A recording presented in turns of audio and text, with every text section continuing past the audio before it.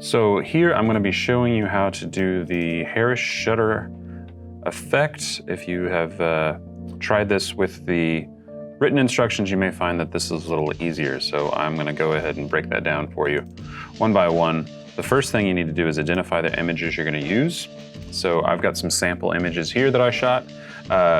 Notice that I've got the CR2 and I've got the JPEG. So if you haven't done this yet, go to View and Show and click this one that says File Name Extensions. So CR2 is going to be the raw images. So those are basically just much larger files, and they're going to be a little bit more detail to work with. So in some ways good, but it's also a little extra work. Sometimes you need those, sometimes you don't.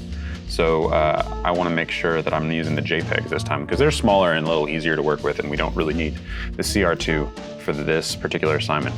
So the images that you're using should be shot on a tripod. You want to have the same background, but you want to have the different, your subject is moving around. So that's why you're shooting with a partner, and that's why you want to make sure you use a tripod and manual settings and manual focus. So like these images would not work because they have a background that's different from the rest of these. So it'll look best if you have the exact same background, but the subject is moving. So I'm going to pick, using Control, I'm going to hold down and pick this 15, 16, and 17.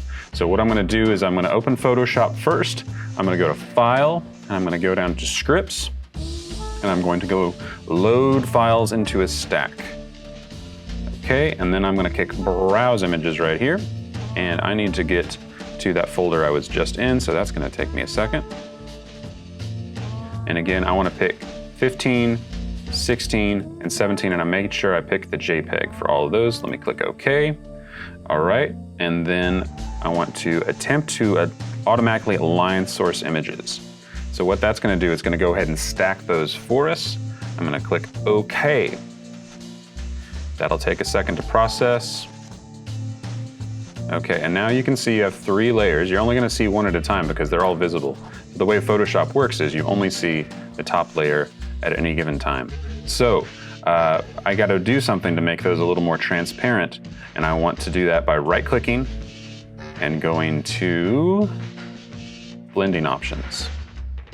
Underneath Blending Options, I'm going to go ahead to go here to Advanced Blending, and basically you've got RGB, that's red, green, blue, and you need to decide which layer you want each one to be. So I'm gonna just make this first one red.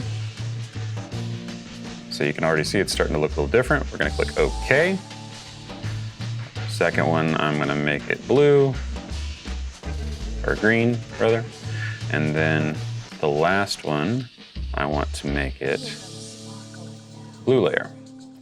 When you're done, we're gonna go to our crop tool, and we're just going to crop it in as needed. We got the nice grid that we can use for the rule of thirds. So because my focus of my subject is right here, I'm going to make sure they're on that line right here.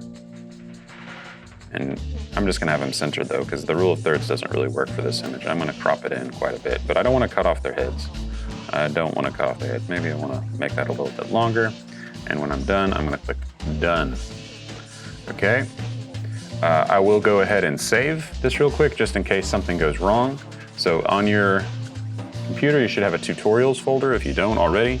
I'm going to put Harris Shutter as the name of that.